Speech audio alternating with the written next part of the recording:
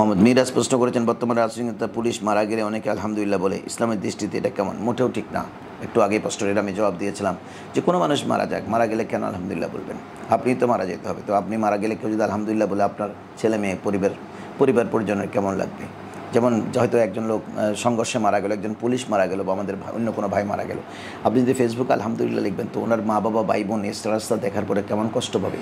কারণ তাদের তো কলিজে ফেটে যাচ্ছে, ওদের আদরের ধনটা ওরা হারিয়েছেন। মা জানে মেয়ে হারালে মার কেমন কষ্ট, মা জানে ছেলে হারালে ছেলের কেমন কষ্ট, স্ত্রী জানে স্বামী হারালে কেমন কষ্ট। সে জায়গায় আপনি বলছেন আলহামদুলিল্লাহ। আপনার জন্য তিনি চুর হতে পারে, আপনার জন্য তিনি দাগে আসামি হতে পারে, কিন্তু বিবির জন্য উনি তো আল্লাহর পরে যার মকাম। মার জন্য তার সন্তানের চেয়ে ভালো সন্তান পৃথিবীতে আর কেউ নেই, তার মেয়ের চেয়ে ভালো মেয়ে আর কেউ নেই। এজন্য আসলে মৃত্যুর পরে আলহামদুলিল্লাহ লেখাটা ফেসবুক এটা নিষেধ। শরীয়ত বলেছেন, আমাদের রসুল কী বলেছেন? রসুল কি কাফের মারা গেলে আলহামদুলিল্লাহ লিখতে বলেছেন? বরঞ্চ কোনো মুসলমান মারা গেলে রসুল বলেছেন ইন্না লিল্লাহি ওয়া ইন্না ইলাইহি রাজিউন, আমরা সবাই আল্লাহর জন্য, আল্লাহর দিকে আমরা ফিরে যাব, এ কথাটি বলতে বলেছেন। আসলে আলহামদুলিল্লাহ বলা এটা ঠিক না, এগুলো কিন্তু রাজনৈতিক একটি পরিভাষা।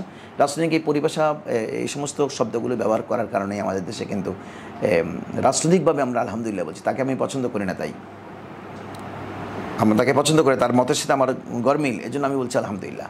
কিন্তু এই শব্দটা কিন্তু আমাদের সংঘাত বাড়াবে, সংঘাত কমাবে না। কারণ আপনি আলহামদুলিল্লাহ বলার পরে আরেক পক্ষ উত্তেজিত হবে যে আমার ভাই মারা যাওয়ার পরে এরা আলহামদুলিল্লাহ বললে কেন, তাদেরকে দেখে ছাড়বো। এই যে যুদ্ধটা আরও কঠিন হচ্ছে, তা আমরা সমাধানের পথ খুঁজবো কীভাবে? আসলে এখান থেকে আমাদেরকে বেরিয়ে আসতে হবে। এগুলো কিন্তু খুব দেশের জন্য ভালো জিনিস না। আজকে যে দেশে অশান্তি বিরাজ করছে, আপনি জানেন অর্থনীতি কোথায় যাচ্ছে? এতগুলো মানুষ যে আমরা হারালাম, কত মায়ের বুক যে আমরা খালি করলাম, এগুলোর কে খেসারত দেবে? সম্পদগুলো ঠিক আছে, সম্পদ অনেক নষ্ট হয়েছে, সেটা দুঃখজনক, কিন্তু সম্পদ আপনি ফিরে পাবেন, সম্পদ আপনি বানাতে পারবেন, কিন্তু একটা মায়ের বুকে আবার তার সন্তানকে ফেরত দিতে পারবেন? সুতরাং আমরা এই যে মৃত্যুকূপ, এখান থেকে আমাদেরকে বেরিয়ে আসতে হবে। এই পথ কিন্তু সমাধানের পথ না। মানুষ মেরে কোনো সমাধানের পথ খুঁজবেন, এটা কোনো দিন কেউ পায়নি। বরঞ্চ ফুল দিয়ে সমাধান করতে হবে। আপনি যেই আন্দোলন করুক, দাবি করুক, ওদের দাবি যদি যৌক্তিক হয়, আমি তাদের সাথে বসতে পারি, বসে আমি মিটমাট করলে আজকে এত ঘটনা হতো না। আপনাকে সে কথা বুঝতে হবে। আশা করি আপনি বুঝেছেন। আপনাকে অসংখ্য ধন্যবাদ।